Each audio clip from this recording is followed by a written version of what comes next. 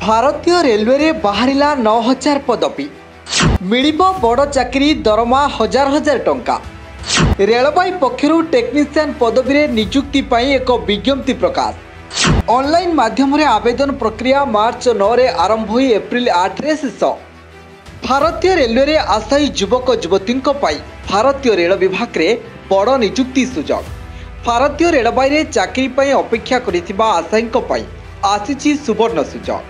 विभिन्न स्थान में 9000 पदवी नियुक्ति पाई रेलवे विज्ञप्ति जारी करिछि।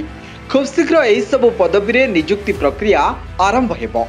रेलवे पक्षरु टेक्नीशियन पदवी रे नियुक्ति पाई एक विज्ञप्ति प्रकाश पाइछि। ऑनलाइन माध्यम रे आवेदन प्रक्रिया मार्च 9 रे आरंभ होई एप्रिल 8 रे शेष हेबो। तेबे टेक्नीशियन ग्रेड 1 सिग्नल 1100 पोस्ट एवं टेक्नीशियन ग्रेड 3 7900 पोस्ट रही।